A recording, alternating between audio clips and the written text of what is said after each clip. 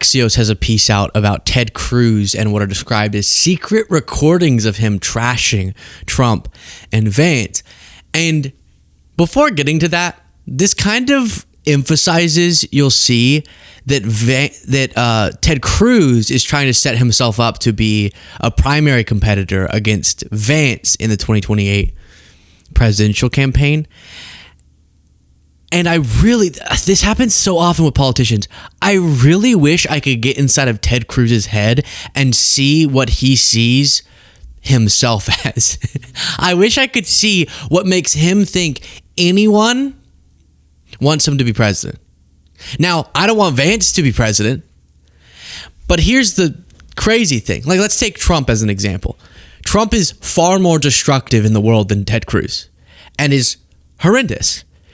But I also know, and I could go walk down the street and find someone pretty quickly who likes Trump for some reason. You can't find someone who likes Ted Cruz. I don't think his daughters like him. I don't know if his wife really likes him. And definitely, I've never seen like a voter who goes, Ted Cruz just really inspires me. And somehow he's surrounded by people who tell him, like, you could be president. Bonkers. So I actually have a little theory about these recordings. We'll go through some of the details that he wanted these to leak. And he asked one of the donors who was in the room, who he was talking to in these conversations. And he does detail what we'll get to, what this video might be titled around, is a phone call that he had with Trump that became a screaming phone call over tariffs. And he said, F you, Ted. But so Trump doesn't like Ted Cruz. Ted Cruz can humiliate himself in front of the world, going from Trump is a horrible threat to actually he's awesome. And still, Trump doesn't like him on a personal level.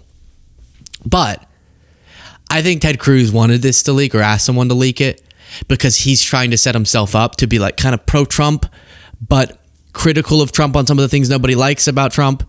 Because this is going to be a huge thing Republicans have to deal with, how much you distance yourself from a very unpopular president. But if you distance yourself too much, then some in the base who still are loyal to Trump will be really mad at you, and that'll hurt you.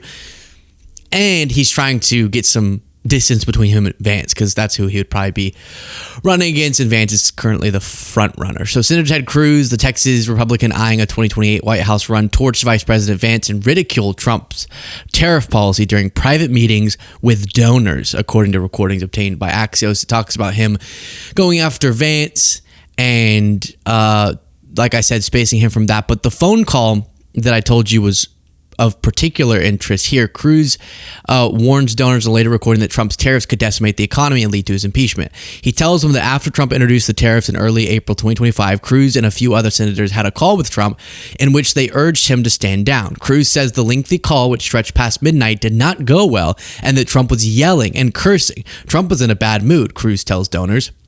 I've been in conversations where he was very happy. This was not one of them. Cruz says that he told Trump, Mr. President, if we get to the November 2026 elections and people's 401ks are down 30% and prices are up 10 to 20% at the supermarket, we're going to go into an election day, face a bloodbath. You're going to lose the House. You're going to lose the Senate. You're going to spend the next 2 years being impeached every single week. Trump's response, according to Cruz, F you, Ted.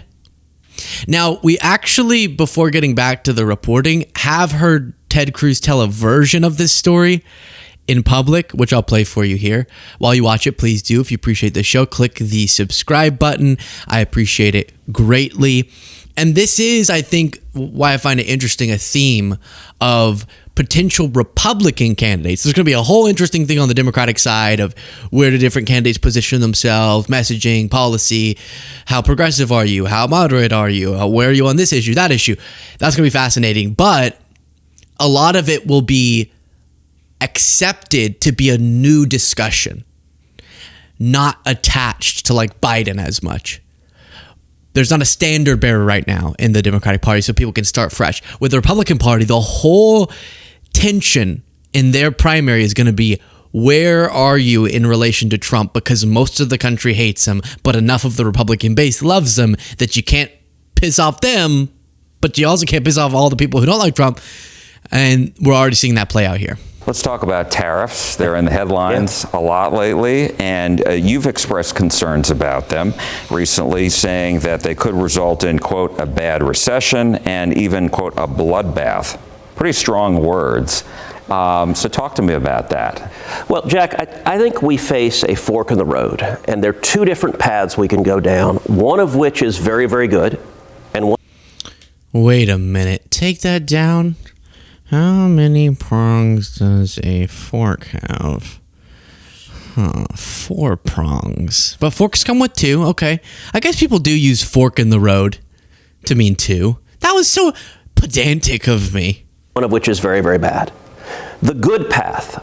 I think President Trump has a moment where he's got extraordinary leverage. Leverage because of the tariffs that he's announced to negotiate and secure much lower tariffs from our trading partners around the world. There are over 130 nations who have come to the White House now saying, we want to negotiate a deal, we want to lower our tariffs. And President Trump, if he negotiates lower tariff rates with all our trading partners, that will be an historic win for Texas and for the whole country. And so I am urging him energetically, go down that road, and that would be a massive economic victory President Trump could deliver. There's another path. And the other path, and there are some in the administration who advocate this, the other path is high tariffs forever, in perpetuity. High American tariffs and high retaliatory tariffs from our trading partners. That outcome, that path would be a disaster. That would be bad for Texas, bad for America. And so what I'm urging the president is go down path number 1, don't go down path number 2. And how do you think he's... So this was, take that down for a second, I'll play a little bit more. This was 8 months ago. Trump did not go down the path Ted wanted. And he didn't go down the other path either, because there were more prongs on the fork, which was you could do the worst of both, which is what he did. Which is you kind of act like it's about reciprocity. You kind of act like it's about reducing tariffs in other countries. Then you flip around and say it's about permanent tariffs to incentivize manufacturing in the United States, given a tax on companies and consumers. Then you flip back the other way. Then it's a negotiating tactic. Then it's not. Then it's a permanent implementation of manufacturing policy. Then it's not. And all that caused was a bunch of chaos and a bunch of economic struggles. He's leaning because lately, even yesterday, he said it seems like he's going to retreat even on the China tariffs. Yeah. So what do you see is happening here? Because he has that divergence in the White House of people telling him one thing, people telling him another thing. So where does he end up on this? So, as you know, I do a podcast every week called Verdict with Ted Cruz. I've done... If there is a poly market or Galshi, not that I don't think y'all should be betting on those, but if ever you see it come up and say, will Ted Cruz mention his podcast in X interview? Yes, he will. Yeah, there's compilations of in every interview. Verdict with Ted Cruz, Verdict with Ted Cruz. Make sure you subscribe. Verdict with Ted Cruz. End up on this. So, as you know, I do a podcast every week called Verdict with Ted Cruz. I've done several podcasts that are deep dives on the tariffs. And there was one where I described that President Trump on this issue of tariffs, he has angels and demons on his shoulders, pulling him in both directions because there are prominent voices in his administration on both sides. So Elon Musk is one of the angels. Elon has been arguing for lower tariffs, use this to open up markets because American companies, American producers can win all over the world. Anywho, you get the point. So he is trying to distance himself. He has for a while, but apparently that encouraging he was delivering to Trump of backing off of some of his economic policy led to Trump cussing him out. Then the reporting goes on to say, when a questioner at the donors session mentions Liberation Day, Trump's branding for his tariffs unveiling, Cruz jokes, quote, I've told my team if anyone uses those words, they will be terminated on the spot. That is not language we use. Cruz also told the donors about battling the White House to accept a trade agreement with India. When a donor asks who in the administration is resistant to reaching such accords, Cruz mentions White House economic advisor Peter Navarro. And then Cruz kept bringing up Vance in the recordings, trying to tie him to Tucker Carlson, and accusing him of advancing the podcaster's anti-interventionist foreign policy. Quote, Tucker created JD. JD is Tucker's protege, and they are one and the same. So I think Tucker might also run for president. It's going to be I'm not going to use that word, a very sloppy, messy battle between a bunch of people that we would not want to be the next president. And my hope is that that battle gets messy enough that it hinders whoever the ultimate nominee is and their chance to win in the general election.